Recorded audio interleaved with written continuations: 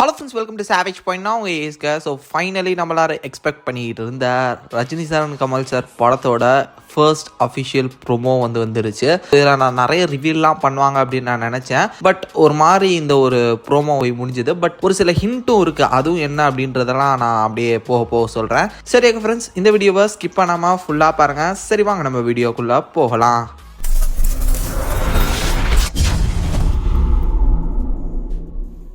So இந்த ப்ரோமோவே பார்த்தீங்கன்னா யூஸ்வலாக எப்பயும் போல் நெல்சன் திலீப் குமார் அவரோட அந்த ஒரு ஃபன் டோனில் தான் போச்சு. ரஜினி சார், கமல் சார் அவங்களுக்குள்ள பார்த்தீங்கன்னா இந்த ஒரு கேரக்டருக்காக அவங்க ரெடி ஆகிட்டு இருக்கும்போது என்ன மாதிரியான சின்ன சின்ன க்யூட்டான ஈகோ கிளாஷ் நடக்குது அப்படின்ற மாதிரியான ஒரு விஷயம். அதை வச்சு ஸ்லோமோ ஷாட்டு, ஒரு வாக்கிங் ஸ்லோமோ ஷாட்டு, இதை வச்சு தான் பார்த்தீங்கன்னா மேக்ஸிமம் கவர் பண்ணாங்க. பெருசாக ஒன்றுமே இல்லை. ஜஸ்ட் அந்த ஒரு காருக்குள்ளே வந்ததுக்கப்புறம் தான் ஒரு சின்ன ஒரு நல்ல ஒரு சம்பவம் நடந்திருக்கும். நெல்சன் திலீப் குமார்ட்ட யார் ஹீரோ அப்படின்ற மாதிரி கமல் சார் கேட்டிருப்பாரு, ரஜினி சார் கேட்டிருப்பாரு. ஸோ இந்த கொஸ்டின் எல்லாருக்குமே ஆக்சுவலி இருக்கு. ரெண்டு பேரும் ஒரு படத்தில் இருக்காங்கன்னா அப்போ யார் ஹீரோ யார் வில்லன் அப்படின்ற ஒரு விஷயம் இருக்கு. அதை பற்றி ஆக்சுவலாக ஒரு லீக் கிடைச்சது. அது என்ன அப்படின்றத நம்ம பார்க்கலாம். அதுக்கு முன்னாடி பார்த்தீங்கன்னா இந்த ப்ரோமோ ஸ்டார்ட் ஆகிறதுக்கு முன்னாடி நெல்சன் திலீப் குமார் சார் பார்த்தீங்கன்னா ஒரு இடத்துல நின்றுட்டு இருப்பாரு. அப்போ வாலில் பார்த்தீங்கன்னா ரெண்டு மூவியோட போஸ்டர் இருக்கும். ஒன்று காட் ஃபாதரோட போஸ்டர், இன்னொரு பக்கம் once upon a time in American அந்த மாதிரி பார்த்தீங்கன்னா அந்த ஒரு போஸ்டர் இருக்கும். ஸோ இது ரெண்டுமே கிட்டத்தட்ட ரெண்டு கேரக்டர்ஸை டிஃபேர் பண்ணுற மாதிரி இருந்தது நான் நினைக்கிறேன். காட் ஃபாதர் நம்ம எல்லாருக்குமே தெரியும். கமல் சார் தான் டெஃபினட்டா பார்த்தீங்கன்னா அது குறிக்கும். இதுவும் இருக்குது அப்படின்னா அப்போ அந்த மாதிரியான ஒரு ரெட்ரோ ஸ்டைலில் தான் இந்த படமும் ப்ரெசென்ட் ஆகுமோ, அந்த படமுமே அந்த மாதிரியான ஒரு கலர் டோனில் தான் இருக்குமோ அப்படின்னு சொல்லிட்டு தோணுது. ஆக்சுவலி இந்த ப்ரோமோவே பார்த்தீங்கன்னா அந்த மாதிரி தான் இருந்தது. அந்த ஒரு ரெட்ரோ ஃபீல் வந்தது. அந்த மியூசிக்காக இருக்கட்டும், அவங்களோட காஸ்டியூமாக இருக்கட்டும், இதெல்லாம் பார்த்தீங்கன்னா ஃபியூச்சரிஸ்டிக் ரெட்ரோ ஸ்டைலில் இருந்தது. சுற்றி இருக்கக்கூடிய காரு, கேர்ள்ஸு, அவங்க போட்டிருக்கக்கூடிய ஆர்னமெண்ட்ஸ், ஸோ இதெல்லாம் கொஞ்சம் ஃபியூச்சரிஸ்டிக்காக இருந்தது. பட் அந்த சாங்கு பர்டிகுலராக அவங்களோட காரு அவங்க மட்டும் கொஞ்சம் ரெட்ரோ ஸ்டைலில் இருந்தாங்க. மற்றபடி அவங்கள சுற்றி இருக்கிறதெல்லாம் கொஞ்சம் ஃபியூச்சரிஸ்டிக்காக தான் இருந்துச்சு. அப்படி பார்க்கும்போது ஃபியூச்சரிஸ்டிக்கான ஒரு ரெட்ரோ ஸ்டைலில் தான் இந்த படம் எடுக்க போகிறாங்க அப்படின்றது புரியுது.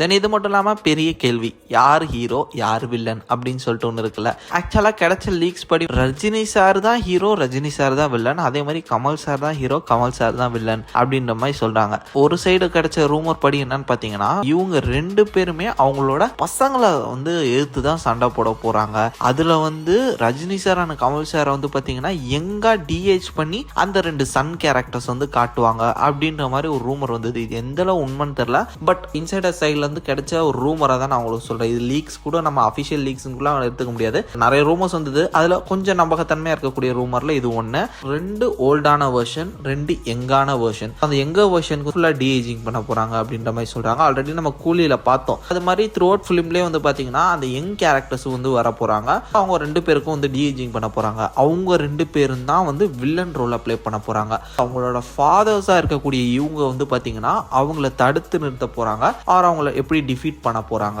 ஒன்ஸ் அப்பான டைம் நாங்களும் பெரிய கேங்ஸ்டர் தான்டா, நாங்களும் பெரிய ஆளுங்க தான்டா, நீங்களாம் இப்பதான்டா அப்படின்ற மாதிரி அவங்களோட பவர்ஸ் அந்த ஒரு விஷயங்களை காமிச்சு தன்னோட பசங்களை எப்படி டிஃபீட் பண்றாங்க அப்படின்ற மாதிரி இருக்கும்னு ஒரு சார சொல்றாங்க. மறுபக்கம் என்ன சொல்றாங்கன்னா இது ரெண்டு கேங்ஸ்டர்ஸ்குள்ள இருக்கக்கூடிய ஈகோ கிளாஷா தான் இருக்க போகுது. இது ஒரு கிரேயா தான் நீங்க பாத்துக்கணும். யாரோட பாயிண்ட் ஆஃப் வியூல நீங்க பாக்குறீங்களோ அவங்க தான் ஹீரோ. கமல் சாரோட பாயிண்ட் ஆஃப் வியூல பாத்தீங்கன்னா அவர் உங்களுக்கு ஹீரோவா தெரிவாரு. ரஜினி சாரோட பாயிண்ட் ஆஃப் வியூல பாத்தீங்கன்னா அவர் உங்களுக்கு ஹீரோ மாதிரி தெரிவாரு. அந்த மாதிரி லைக் விக்ரம் வேதா மாதிரி கருப்பு வெள்ளை ரெண்டுமே கலந்த ஒரு கிரே கேரக்டரா தான் இவங்க ரெண்டு பேருமே இருக்க போறாங்க. ஸோ ரெண்டு பேர் சைடு நியாயமும் இருக்கும், அநியாயமும் இருக்கும். அது எப்படி பிரிச்சு போட்டு நீங்க அந்த கேரக்டரை அணுகுறீங்க அப்படின்றத வச்சுதான் இருக்கு அப்படின்ற மாதிரி ஒரு விஷயம் சொல்றாங்க. எந்த அளவு இதுவும் உண்மை அப்படின்றது தெரியல, பொறுத்து இருந்து தான் பார்க்கணும். ஓரளவு இப்போதைக்கு நம்மளால அந்த ஒரு கதை அப்படின்றது கிடைச்சது இதுதான், இவ்வளவுதான். அதுவுமே ரூமர்ஸ் தான். அந்த ப்ரோமோல பாத்தீங்கன்னா இந்த மாதிரியான கதையை பத்தின எந்த விஷயங்களும் ரிவீல் பண்ணல. ஜஸ்ட் கம்ப்ளீட்லி ஃபன் டோன்ல மட்டுமே போயிருக்கு. பட் இந்த மூவி என்ன மாதிரியான ஸ்டைல்ல இருக்கும் அப்படின்றத நம்மளால புரிஞ்சுக்க முடியுது. பொறுத்து இருந்து பார்ப்போம். ஃபர்தரா இந்த படத்தோட அப்டேட்ஸ் வர்றதுக்கு அப்புறம் தான் நமக்கு தெரியும். இந்த படத்தோட இனிஷியல் அப்டேட் இதுதான். கண்டிப்பா இந்த படத்தை பத்தி எந்த விஷயமா இருந்தாலும் அடுத்த வருஷம் தான் நமக்கு தெரிய வரும். எனக்கு தெரிஞ்சு ஷூட்டிங்கே ஷூட்டிங்கே வந்து பார்த்தீங்கன்னா இந்த வருஷத்தோட எண்டாக தான் இருக்கும்னு நான் நினைக்கிறேன். ஏன்னா ஜெயிலர் படம் வரணும், ஜெயிலர் 2 வரணும். ஸோ அந்த படத்தோட ஷூட்டிங்கே ஒரு பார்ட் ஆஃப் போர்ஷன் இன்னும் இருக்குது அப்படின்னு சொல்கிறாங்க. கிட்டத்தட்ட வேப் பண்ணிட்டாங்க. பட் ஷாருக் கான் சார் வந்து பார்த்தீங்கன்னா ஜெயிலர் 2ல இருக்காரு. அவரோட ஷூட்டிங் மட்டும் பெண்டிங் இருக்குது அப்படின்னு சொல்கிறாங்க. ஷாருக் கான் சார் தென் இது மட்டும் இல்லாமல் அவருக்கும் ரஜினி சாருக்கு கொடுக்கக்கூடிய காம்பினேஷன் சொல்கிறாங்க. ஸோ இது மட்டும் எடுக்க வேண்டியது இருக்குது. அதை எடுத்துட்டா கம்ப்ளீட்டாக முடிஞ்சிடும். அது மார்ச் எடுக்க போகிறாங்க. அப்புறம் கண்டிப்பாக ஜூன் இந்த படம் ரிலீஸ் ஆயிரும் அப்படின்ற மாதிரி சொல்கிறாங்க.